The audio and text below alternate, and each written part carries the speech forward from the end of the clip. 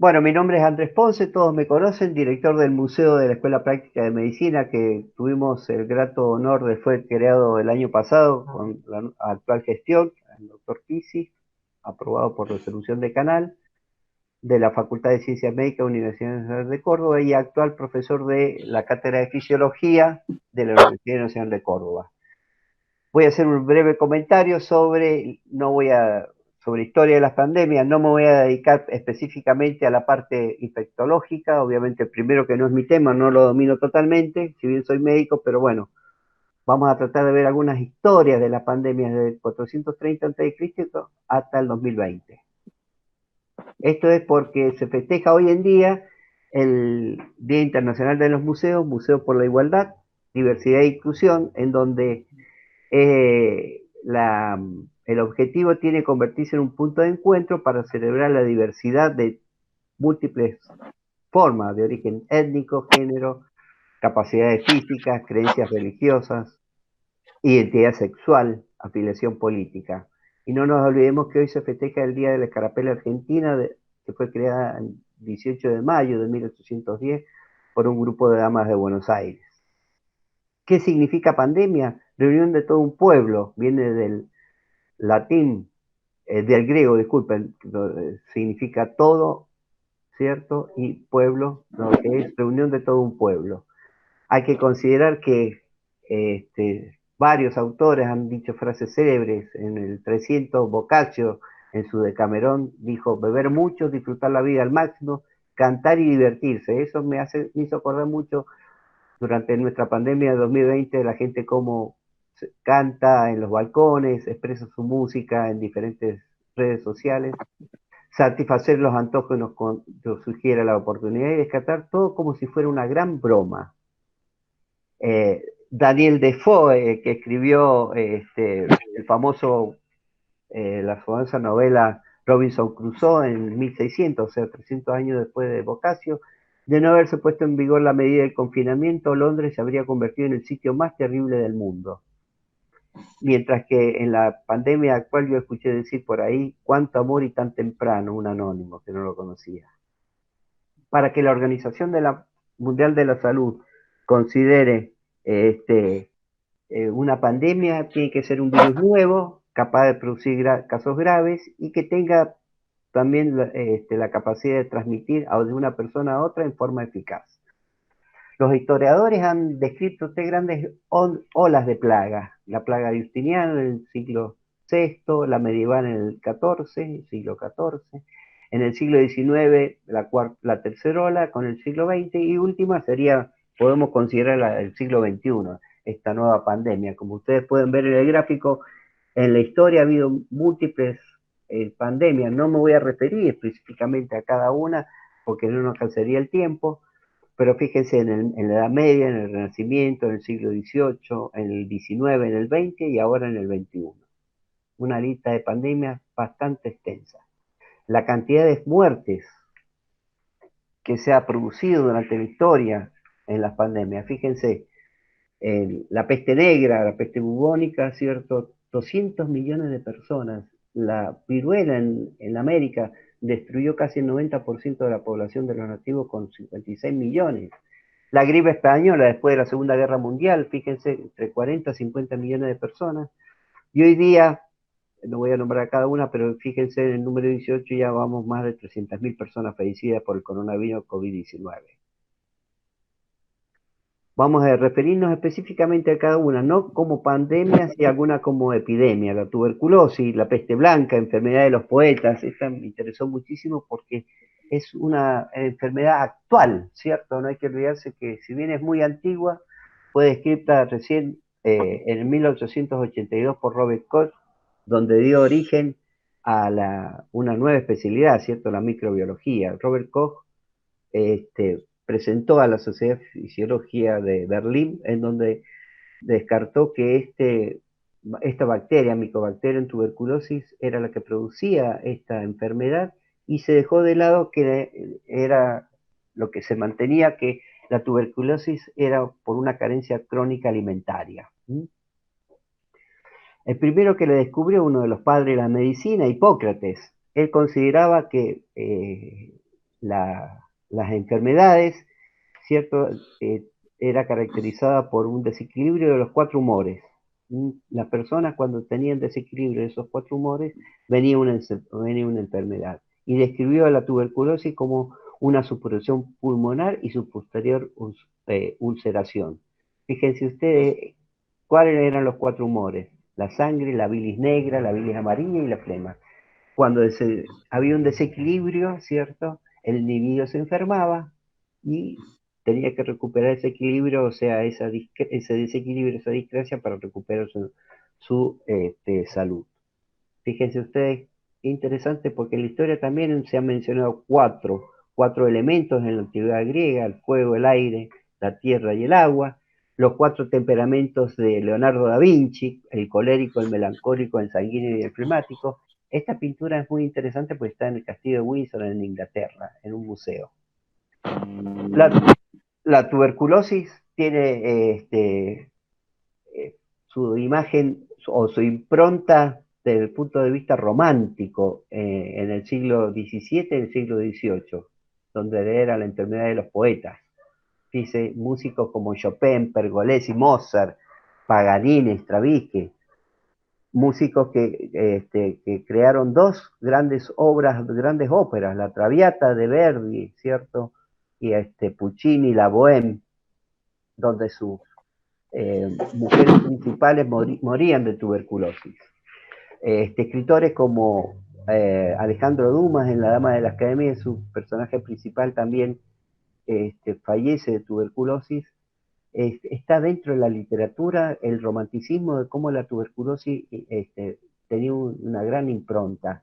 Pintores como Modigliani fallece muy joven, 42 años. Acuérdense que es uno de los pintores, se ha vendido el cuadro más caro de la historia después de Picasso. ¿Mm? Gauguin, Rousseau, Fader también muy conocido en nuestro medio, pintor que vivió muchos años en Córdoba y en Mendoza terminó viviendo también. Reyes como Nefertiti, Simón Bolívar, Richelieu, San Francisco de Asís. Médicos, y acá quiero considerar un médico muy importante, un francés, Len, que inventó el estetoscopio y descubridor de la ocultación pulmonar. Fíjense cómo en los museos está muy representada el tema de la tuberculosis. Acá vemos un cuadro de Sandro Botticelli. Este cuadro está en Venecia, en la Galería sí. Uffizi, en donde una, este, una modelo muy cotizada en esa época, en el 1400, que era Simonetta Vespucini, es caracterizada como las Gracias. Ella está en el medio, con su palidez, y posteriormente Simonet también a la edad muy joven fallece de tuberculosis. Rousseau, un expresionista de la época europea, pinta en los jardines de Luxemburgo el monumento a Chopin. Tanto Rousseau como Chopin mueren también de tuberculosis. Chopin, su corazón, ¿cierto?, permanece en la Catedral de Varsovia, en Polonia. Los dos fallecieron también por tuberculosis. La fiebre amarilla, también denominada peste de Atenas, peste del Peloponeso. Fíjense ustedes cómo esta fiebre, peste de Atenas, ¿cierto? Esta fiebre tifoidea o peste del Peloponeso está originada por una bacteria, la Salmonella typhi, y causó más de 100.000 muertos. En este cuadro ustedes pueden ver cómo los personajes está pintado por un cuadro de Michel Svert. Es un pintor belga que está en la ciudad de Los Ángeles, en California. Están con el torso desnudo por la gran fiebre, dolores de cabeza, una de las cosas que también tiene esta patología. Y fíjense cómo se agarran la cabeza en algunos de los personajes que están pintados acá, y cómo tiene el torso desnudo en base a la fiebre, ¿cierto? Con los dolores musculares, etcétera. El sarampión y la viruela, también denominada peste antonina, ¿cierto? Antonina porque Los antoninos eran en la Roma una casta romana muy importante. Fíjense este cuadro pintado por Jean-Luc Delanoir. Este cuadro está en el Museo de Orsay. Tanto el sarampión como la viruela, ¿cierto? El sarampión por el Paxomyrididae de Morbillidae y la viruela por la variola. Fíjense ustedes la cantidad de muertes que produjo esta patología en Europa, específicamente durante el Imperio Romano. Este, la extensión fue muy grande del Imperio Romano y cada uno que se trasladaban de estos soldados producían contaminaciones de donde iban. Esta patología, esta peste antonina, fue descrita muy bien por también uno de los padres de la medicina, Galeno, que había nacido en Turquía y vivió posteriormente en Roma. La peste bubónica, fíjense ustedes, plaga Justiniano. En esto hay que considerar muy bien que de acuerdo a la mentalidad de la creencia de la época, las plagas era una diseminación divina, ¿cierto?, por el mal comportamiento. Entonces, en este sentido, los personajes, fíjense en esta pintura de ya José Lafayette de finales de 1400, como hay sacerdotes que están rezando, ¿cierto? Las personas están envueltas tipo sudario, y en el límite superior, San Sebastián está intercediendo ante Dios, ¿cierto? Por las personas que sufren o son asesinadas por esta peste justiniana o peste bubónica. Este cuadro está en el Museo de Baltimore en Estados Unidos, es un óleo sobre madera. Este pintor hizo aproximadamente 6 óleos de esto y solamente se conservó uno solo. La peste bubónica o peste negra, es muy interesante esto porque tuvo otros brotes en Francia. La peste bubónica o peste negra, fíjense ustedes, comandada principalmente por una bacteria, la Yersinia pestis, que estaba presente en las pulgas que eran transportadas por las ratas. Esta peste negra, peste bubónica, produjo la muerte de más de 75 a 200 millones de personas. Y fíjense en este cuadro, es un cuadro que está en Francia, los anales de Nuissit, cómo están dibujados algunos de negro. ¿Por qué? Porque producía en sus fases terminales esta peste negra este, alteraciones en las extremidades, principalmente en las manos, en la nariz, ¿cierto? Con falta de irrigación, lo que producía gangrena. Por eso era también peste negra, denominada también peste negra porque era transmitida por los negros que eran las ratas, ¿no? Y peste bubónica, como pueden ver ustedes también, que enseguida se los voy a presentar, porque producían bubones principalmente en las axilas, del tipo del tamaño de un huevo. Y durante esta peste negra, en el 1300, es donde se aconsejó que esta enfermedad, ¿cierto?, tardaba 39 días en manifestar sus síntomas. Lo que se aconsejaba era el aislamiento en cuarentena. Entonces los italianos empezaron a usar este nombre, cuarentena, que venía del latín, que significa 4 veces 10. Entonces, esta peste negra era de origen religioso y se empezó a usar como sentido médico al término con el aislamiento de 40 días que se le hacía a las personas que sospechaban que podían tener este tipo de enfermedad. La peste del baile. Esta peste del baile también es muy interesante, muy anecdótica, porque era producida en personas que consumían un hongo y se dirigían hacia las iglesias en forma inalterable, porque bueno, era un hongo tóxico. Entonces, si bien no producía grandes muertes, pero este hongo alucinógeno producía cambios en la actividad motora de las personas que producían una cantidad de bailes. Peste del baile en el 1500. La viruela, como les dije anteriormente, su origen es un virus, el ortopoxivirus, diezmó casi el 90% de la población americana, 50 millones de personas, y esto se produjo principalmente porque los nativos de América no tenían lo suficiente, no reconocían este virus, ¿cierto? Al no tener la inmunidad, bueno, produjo grandes cantidades de muertes. que era transportada por los soldados que venían de España y que poblaron después los diferentes confines de América. Esta población surgió en las poblaciones humanas alrededor de anteriormente en otros lugares del mundo, ¿no?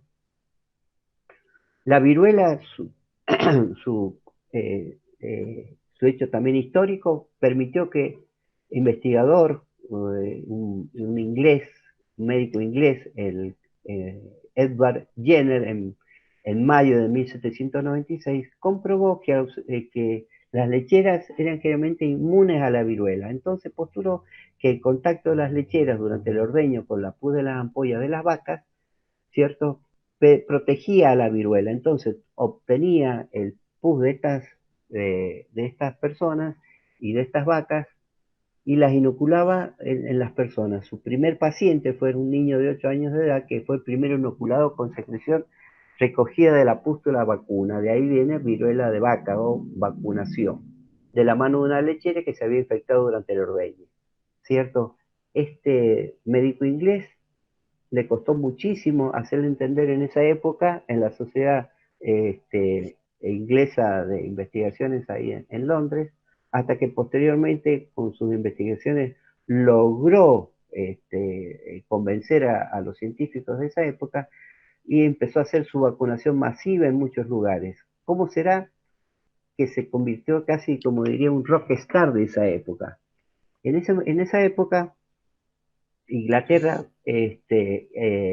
y Francia tuvieron una guerra y Napoleón, cuando tuvo un pedido de Jenner para que liberara a algunos de los prisioneros, dijo que no le podía negar nada a este inglés porque, bueno, era tan conocido que realmente era muy famoso. La peste bubónica, entonces, con la gran peste de Londres, otros brotes en el 1600, un grabado cierto que en la historia de Inglaterra, de Cassel, representa la gran peste de Londres en 1665.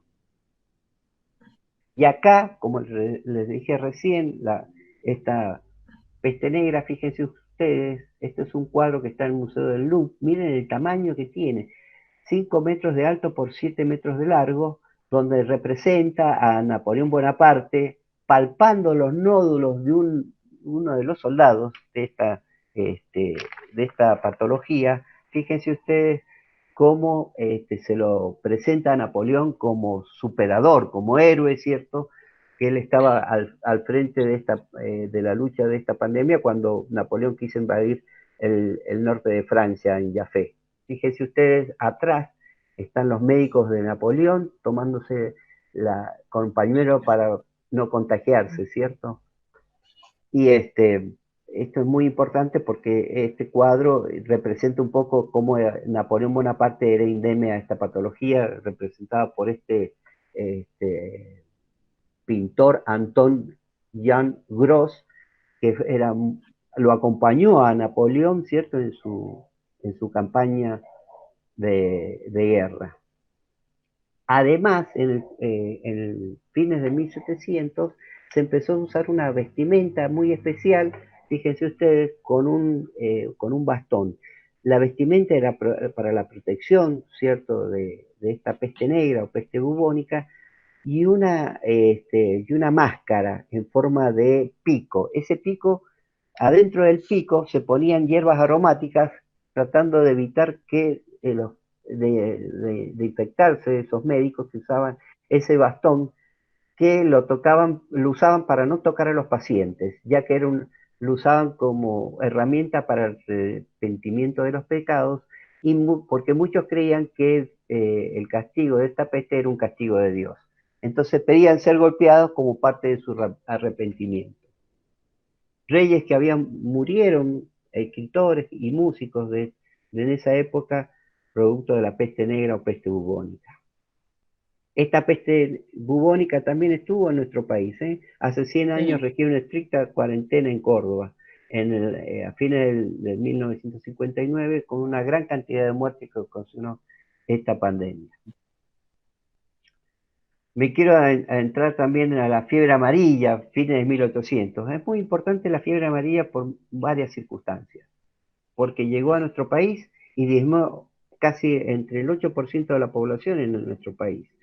La fiebre amarilla, durante la época de Sarmiento, se postulaba que venía del norte, específicamente de la guerra del Paraguay, reportada por los barcos que venían descendiendo. O sea, lo que había pedido Sarmiento era que los barcos que venían hicieran su cuarentena en cada puerto para no llegar esta fiebre amarilla producida por un virus, ¿cierto? Que era transportado por los mosquitos, para evitar el contagio y la diseminación de esta patología en Buenos Aires.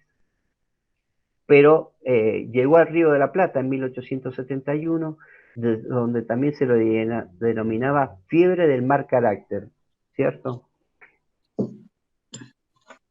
¿Y cómo se llegó a esta infección? Principalmente en los barrios de San Telmo, por la cantidad de inmigrantes que llegaban a nuestro país y confinados en pocos lugares, en pocos asentamientos muy reducidos y gran cantidad de población, como eran los conventillos que estaban en esa época. La fiebre amarilla fue pintada por un pintor uruguayo, Juan Manuel Blanes. Juan Manuel Blanes se hizo muy famoso en fines de 1800 porque era un pintor que lo contrató primero Urquiza para pintar algunos cuadros y gracias a Urquiza fue contratado posteriormente para que pintara lo que estaba sucediendo en la fiebre amarilla. Acá lo vemos como está representada una mujer que fue encontrada muerta, un hecho real. Blanes lo pintó en base a la descripción de los escritos de la policía, como una mujer real había fallecido y su hijo, su bebé, se fue encontrado junto a su madre. En este cuadro, un cuadro enorme, ¿cierto? De 2 metros de alto por 1,80 de ancho, fíjense ustedes cómo encontramos a Roque Pérez y al médico Argerich contemplando a esta mujer. Tanto Pérez como Argerich después fallecen también por esta patología, por esta fiebre amarilla. Conjuntamente con la creación en esa época de Sarmiento, se crea acá en Córdoba el observatorio y en Buenos Aires, debido a esta pandemia, el cementerio de la Chacarita. Borges describe Muertes en Buenos Aires, en la Chacarita, y describe en una de sus obras, dice, porque la entrada del cementerio del sur fue saciada por la fiebre amarilla hasta decir basta. Hoy en la actualidad, si ustedes van al barrio de San Telmo, hay un monumento en memoria a las víctimas de la fiebre amarilla del año 1871 y a los heroicos vecinos del barrio de San Telmo. Esos vecinos heroicos de San Telmo, mencioné algunos acá que están en rojo, en negro, como Guido Espano, Evaristo Carriego, Bartolomé Mitre, Manuel Quintana, Argerich, que lucharon, ¿cierto?, durante este tipo de pandemia. El cólera. El cólera también es una pandemia que es de 1817 descrita, pero está en la actualidad, ¿eh? En la actualidad hay manifestaciones de cólera en algunos países. Uno de los descubrimientos más importantes lo hizo John Snow, un médico inglés que casi encontró solo la bacteria que contaminaba las aguas en Inglaterra. Es muy famoso el caso de porque encontró que los pozos de agua en ciertas pudo correlacionar que el agua contaminada producía cólera, hasta que logró cerrar un pozo de agua que suministraba agua a la gente que contenía esta bacteria, el Vibrio cholerae. Produjo más de 1 millón de muertes hasta en la actualidad. También está en el África, en América Latina, ¿cierto? Y se ha propagado por muchos lugares a nivel mundial. Hoy en la actualidad hay en Londres, si ustedes ven en su calle, la Broad Street Pump, un recordatorio a este descubrimiento de John Snow. La lepra, bueno, la lepra conducida también por 1500 o antes, porque es una de las patologías muy antiguas descritas en textos, producto de una bacteria, el Mycobacterium leprae, ¿cierto? Fue conducido por los cruzados hacia Europa, hasta que en el año 1873 un médico noruego, Hansen, identifica al agente etiológico como Mycobacterium leprae y lo presenta en una conferencia en Berlín. Llega hasta el Río de la Plata y después en Argentina se crean los primeros leprosarios, ¿cierto? En donde está el actual Hospital Muñiz había un leprosario, y más tarde en Rosario, en Córdoba y en otras ciudades del país.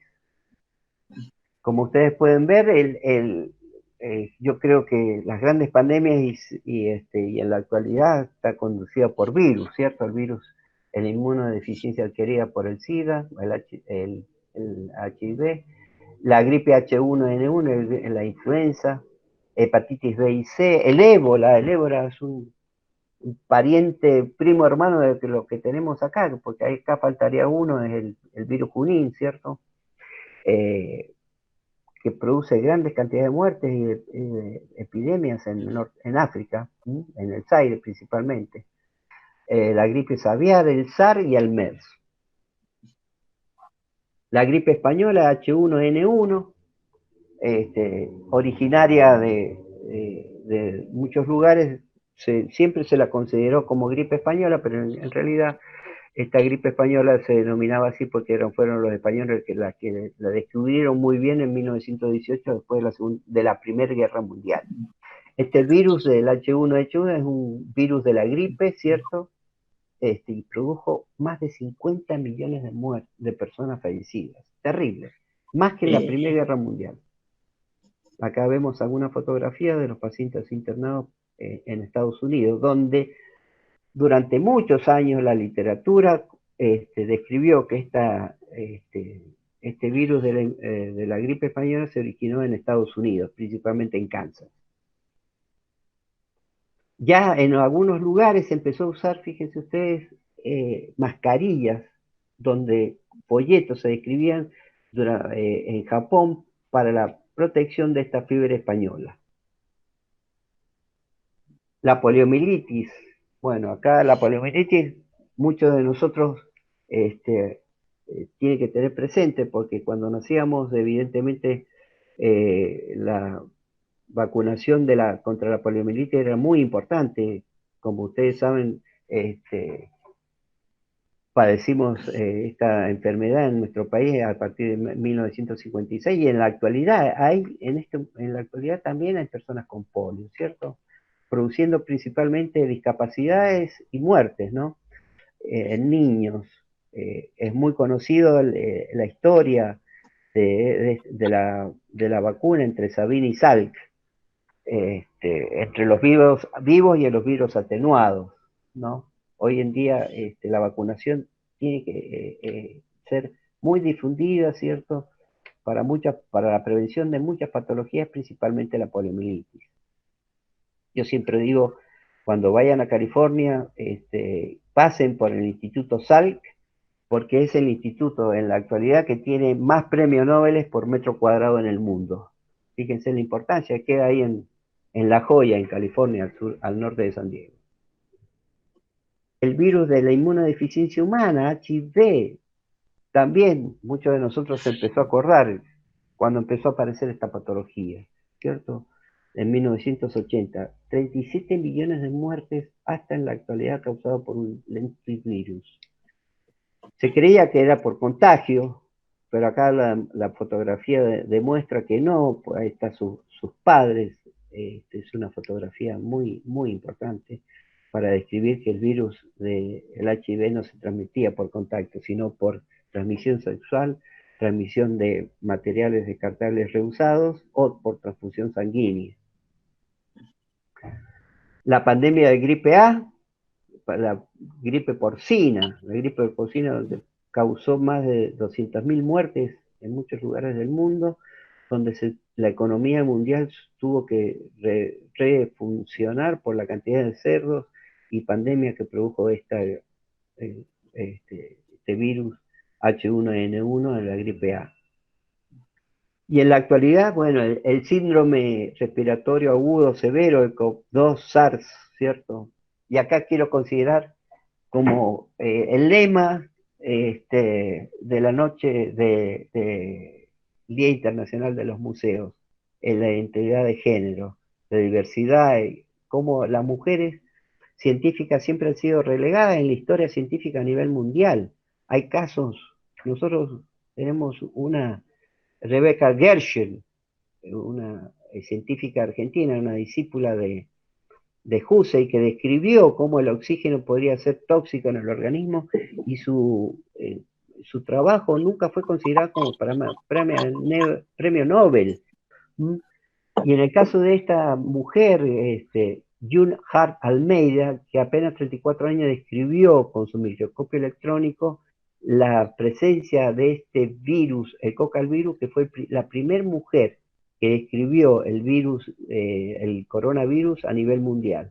Su trabajo en principio no era aceptado, recién fue aceptado en 1964 para su publicación. Acá, margen derecho, superior derecho, tienen el trabajo original de ella, de un abstract, de la revista Virología. Finalmente, fíjense ustedes esta fotografía. Ustedes dirán, ¿de dónde es esta fotografía? Bueno, esta fotografía es de Estados Unidos, actual, de Florida, sur de Florida. ¿Mm? Esta es una fotografía que fue donde los pacientes son aislados acá en el Kempes, en Córdoba. ¿Mm? Fíjense, hoy en día en el mundo ha producido más de 300.000 muertes. En Argentina, más de 300 muertes en nuestro país. Bansky, un grafitero universal de Estados Unidos, de Inglaterra, disculpen, ha pintado un grafiti en el hospital de Southampton recientemente, donde Bansky ha protagonizado con su pintura que las grandes heroínas son las enfermeras, los equipos de salud. Y fíjense, Bansky ha donado esta pintura para que después pueda ser subatada para ingresos para el hospital. Para que se den una idea, Bansky es uno de los pintores actuales más cotizados del mundo. Finalmente, estas epidemias han traído una disminución en la emisión de oxígeno, de CO2 y la disminución de la temperatura media del planeta, lo que ha originado, además, que lugares donde la gente lo usaba como esparcimiento, como lugares de vida, debido a su aislación y a su cuarentena, muchos animales a nivel mundial se han sentido libres para recircular en lugares donde antes había habido presencia humana. Y quiero considerar en esta fotografía, en la del medio, no sé si logran ver la fotografía del medio, se ven unos, ¿cómo se llama? Unos monos, unos macacos. Estos monos son del sur de Tailandia, que siempre han vivido ahí en esa isla, en el sur de Tailandia, en una isla perdida, gracias a la alimentación de los turistas. Pero como hoy día, ¿cierto? El turismo está ausente en muchos lugares del mundo, incluido en esta isla, los pobres monos no tienen quien les dé de comer. Entonces una amiga de mi hermana, que vivió muchos años en Tailandia, se toma un barco y le da hoy en la actualidad de comer a estos monos que se están diezmando por la ausencia de turismo que antes le daba de comer. Finalmente, no nos debemos olvidar que en la cátedra de fisiología, tanto su primer profesor, Juan Bautista Gil, como su segundo profesor, José Antonio Ortiz de Herrera, participaron activamente en la actividad como profesores clínicos en la fiebre amarilla en Buenos Aires. Tanto Gil como Ortiz de Herrera, recién recibidos y médicos en Buenos Aires, participaron activamente en este tipo de pandemia. Bueno, finalmente el uso de la máscara y el distanciamiento fundamental, que es lo que nos ha llevado a conducir un poco la disminución de los casos, y esta fotografía diciéndole muchas gracias.